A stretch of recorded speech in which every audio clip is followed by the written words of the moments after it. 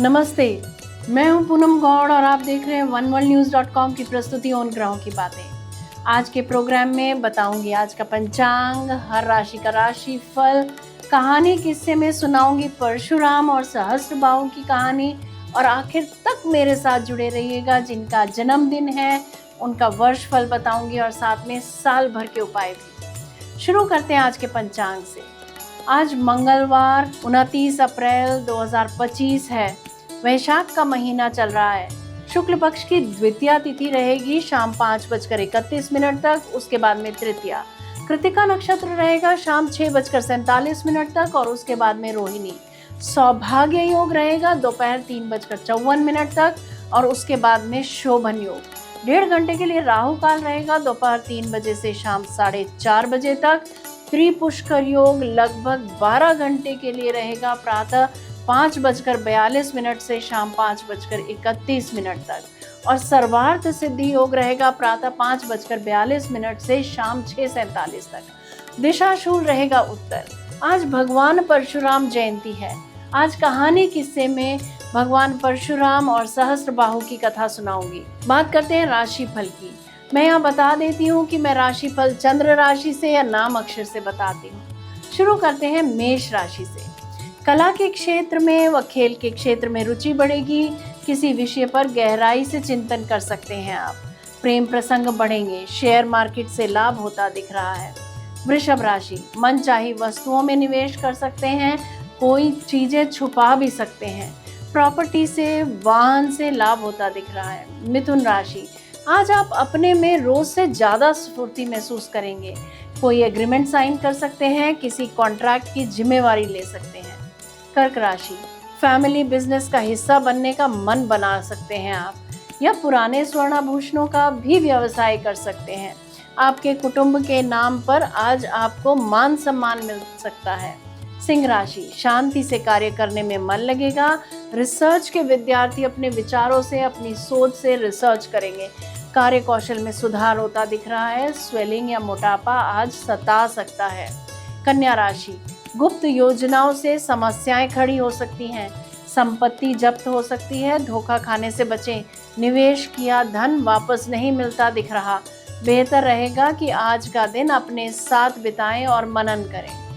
तुला राशि, आज प्रिय मित्रों के साथ समय बिता सकते हैं। आज समाज में मान्यता मिल सकती है।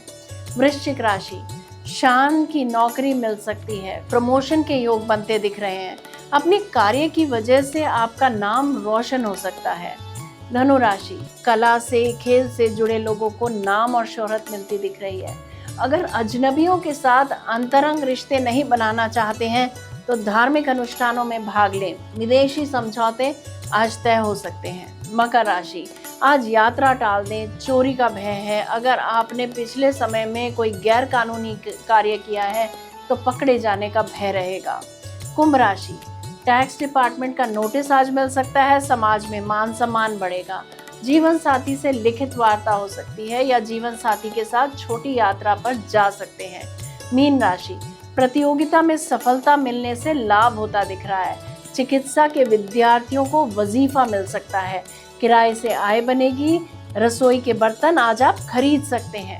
ये था राशि का राशिफल। बात करते हैं कहानी किस्से की। श्री रामचरितमानस में आया है कि सहस बाहु सम सो रिपु मोरा। इसका कई बार उल्लेख आया है। महिष्मती नगर के राजा सहस्त्रार्जुन क्षत्रिय समाज के हैयक वंश के राजा की कार्तवीर्या और रानी कौशिक के पुत्र थे। सहस्त्रार्जुन का वास्तविक नाम अर्जुन था। वे दत्तात्रेय के परम भक्त थे और उन्होंने दत्तात्रेय की घोर तपस्या कर उनको प्रसन्न किया और भगवान दत्तात्रेय के 1000 हाथों का आशीर्वाद प्राप्त किया। इसके बाद उनका नाम अर्जुन से सहस्त्रार्जुन पड़ा। इससे सहस्त्रबाहु और राजा कार्तवीर्य पुत्र होने के कारण कार्तेय वीर्य कहा जाता है। सम्राट सहस्त्रार्जुन अपने घमंड में चूर होकर धर्म की सभी सीमाओं को लांघ चुका था। उसके अत्याचार व अनाचार से जनता त्रस्त हो चुकी थी।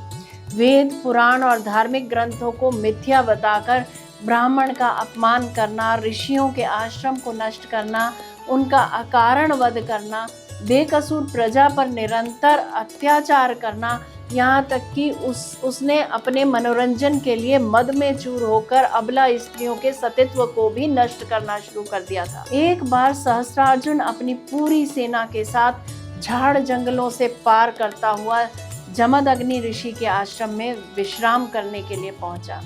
महर्षि जमदग्नि ने सहस्त्रार्जुन को आश्रम का मेहमान समझकर स्वागत सत्कार में कोई कसर नहीं छोड़ी।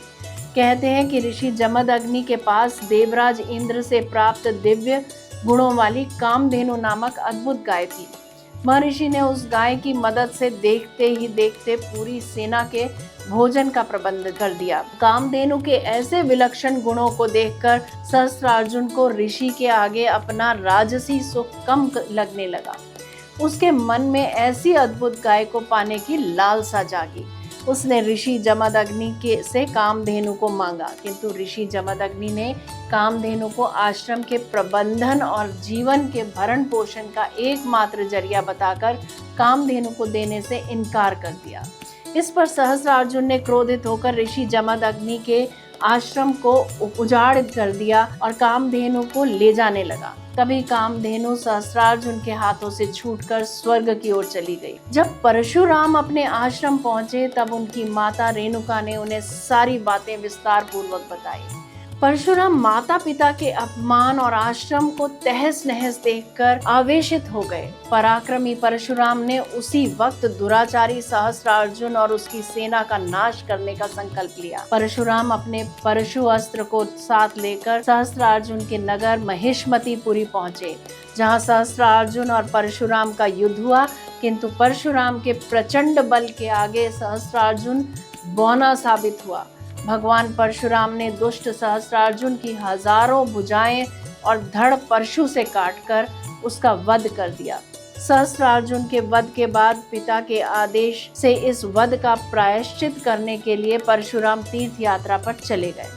तब मौका पाकर सहस्त्रार्जुन के पुत्रों ने अपने सहयोगी क्षत्रियों की मदद से तपस्यारत महर्षि जमदग्नि का उनके ही आश्रम में सिर काटकर उनका वध कर दिया। सहस्त्रार्जुन पुत्रों ने आश्रम के सभी ऋषियों का वध करते हुए आश्रम को जला डाला। माता रेणुका ने सहायतावश पुत्र परशुराम को विलाप स्वर में पुकारा। जब परशुराम माता की पुकार सुनकर आश्रम पहुंचे तो माता को विलाप करते देखा और माता के समीप ही पिता का कटा सिर और उनके शरीर पर 21 घाव देखे। यह देखकर परशुराम बहुत क्रोधित हुए और उन्होंने शपथ ली कि वे हेय वंश का ही सर्वनाश नहीं कर देंगे, बल्कि उसके सहयोगी समस्त क्षत्रिय वंशों का 21 बार संहार कर भूमि को क्षत्रिय विहीन कर देंगे। पुराणों में उल्लेख है कि भगवान परशुराम ने अपने इस संकल्प को पूरा भी किया। भगवान परशुराम ने 21 बार पृथ्वी को क्षत्रिय विहीन करके उनके रक्त से समंत पंचक क्षेत्र के 5 सरोवर को भरकर अपने संकल्प को पूरा किया। कहा जाता है कि महर्षि ऋचिक ने स्वयं प्रकट होकर भगवान परशुराम को ऐसा घोर कृत्य करने से रोक दिया था। तब जाकर किसी तरह क्षत्रियों का विनाश भूलोक पर रुका। तत्पश्चात भगवान परशुराम ने अपने पितरों के श्राद्ध क्रिया की एवं उनके आज्ञा अनुसार अश्वमेघ और विश्वजीत यज्ञ किया। जय श्री कृष्णा। जय राम जी की बात करते हैं जिनका जन्मदिन है। A very happy birthday to you. वर्ष 2025-26 तरक्की का वर्ष रहेगा। अगर आप कुंवारे हैं और विवाह योग्य हैं तो विवाह हो सकता है। ऑफिस में प्रमोशन के योग बनते हैं। परिवार के साथ समय प्रेम पूर्वक बीतेगा। अगर आपको पिछले कुछ समय से लोन नहीं मिल पा रहा था तो इस वर्ष लोन आसानी से मिल जाएगा। प्रेम संबंधों में और मधुरता आएगी। परिवार में खुशियां आ सकती हैं। अगर आप बहुत समय से वाहन लेने की सोच रहे हैं तो मनोकामना पूरी होती दिख रही है। इस समय में घर बदलने का अच्छा अवसर मिल सकता है या घर में रेनोवेशन या एक्सटेंशन भी करा सकते हैं आप। धन की स्थिति सुंदर रहेगी।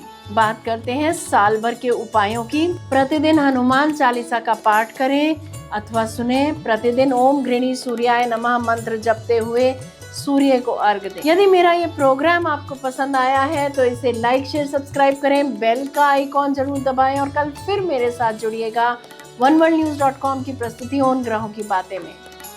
नमस्ते।